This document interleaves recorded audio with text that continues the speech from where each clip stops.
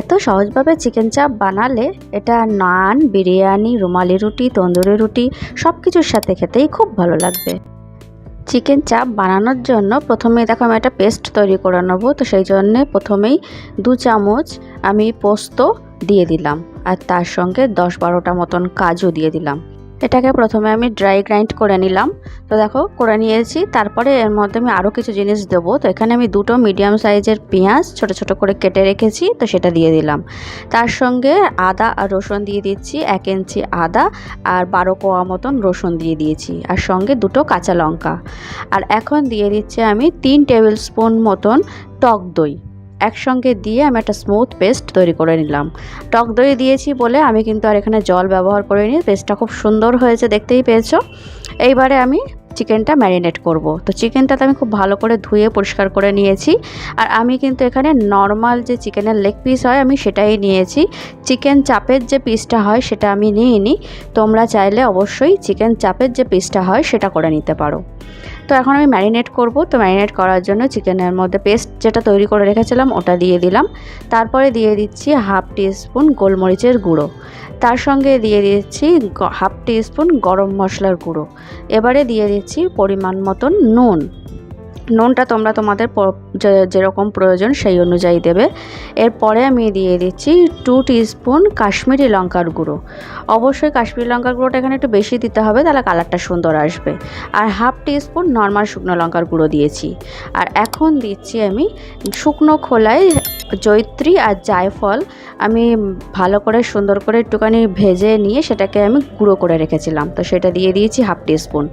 আর এখন দিয়ে দিচ্ছি আমি 2 টিস্পুন মতন সাদা তেল। তো এইবারে খুব ভালো করে চিকেনের সাথে মশলাটাকে মিশিয়ে নিতে হবে। ধীরে সুস্থে আস্তে আস্তে খুব ভালোভাবে চিকেনের মধ্যে মশলাটাকে মাখিয়ে নিতে হবে।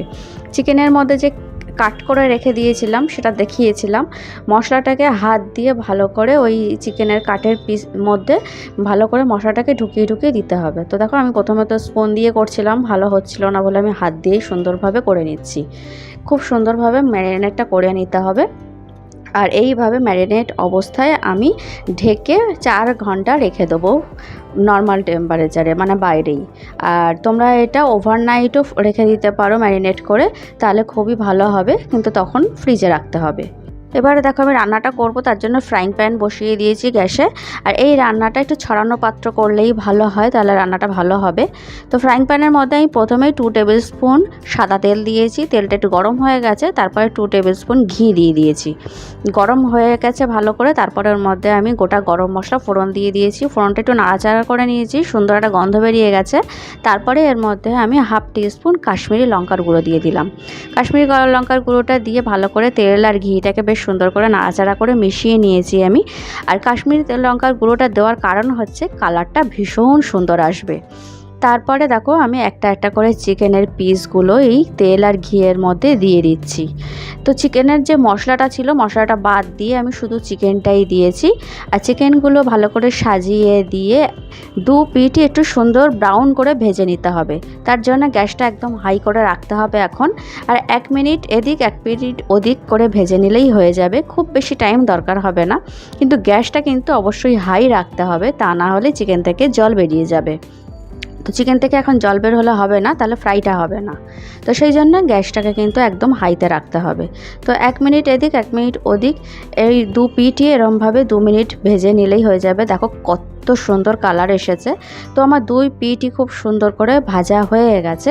এইবারে এর মধ্যে আমি ম্যারিনেট করা যে এক্সট্রা যে মশলাটা ছিল সেই মশলাটাই আমি চিকেনের ওপর দিয়ে দিচ্ছি। এইবারে চিকেনের উপরে দিয়ে এবার মশলাটাকে একটুখানি চারিদিকে সুন্দর করে একটুখানি সাজিয়ে দিতে হবে। আর তেল আর ঘিয়ের সঙ্গে যাতে মশলাটা খুব ভালোভাবে মিশে যায় সেইভাবে একটু হালকা হাতে একটুখানি নাড়াচাড়া করে দিতে হবে। আর চিকেনটাকেও একটু উল্টে পাল্টে দিতে হবে। খুব বেশি তাড়াহুড়ো করা যাবে না, একটু ধীরে সুস্থেই করতে হবে। এইভাবে নাড়াচাড়া করে একটুখানি মিশিয়ে দিয়ে এইবারে আমি ঢাকা দিয়ে রেখে দেবো মিনিট 15-র জন্য। তো গ্যাসটা লো টু মিডিয়াম রেখে আমি 15 মিনিট রান্না করে নিয়েছি। এইবারে এটাকে ভালো করে উল্টে দিচ্ছি, আর মধ্যিখানেও কিন্তু ঢাকা খুলে আমি একবার নাড়াচাড়া করে দিয়েছি যাতে নিচে না লেগে যায় সেই জন্য। আবার নাড়াচাড়া করে আমি আবার একটুখানি মিশিয়ে নিলাম। দেখেছো তো প্রচুর কিন্তু জল বেরিয়েছে, গ্রেভিটা আগের থেকে অনেকটাই বেড়ে গেছে। তো আমি আবার ঢাকা দিয়ে দিলাম আবার মিনিট খানেকের জন্য, যেহেতু একটুখানি নাড়াচাড়া করে দিয়েছি তাই মিনিট খানেকের জন্য আবার ঢাকা দিয়ে দিলাম। আর এখানে দেখো আমি ছোট একটা বাটিতে অল্প একটুখানি গরম দুধ নিয়েছি, নিয়ে তার মধ্যে কিছুটা পরিমাণে কেশর আমি দিয়ে দিলাম, দিয়ে একটু নাড়াচাড়া করে মিশিয়ে আমি মিনিট খানেক রেখে দেবো। কেশর থেকে একটা সুন্দর কালার বেরিয়ে যাবে দুধের মধ্যে। তো আমি আবার 1 মিনিট পরে ঢাকাটা খুলে নিলাম, খুলে আবার একটু নাড়াচাড়া করে নিলাম।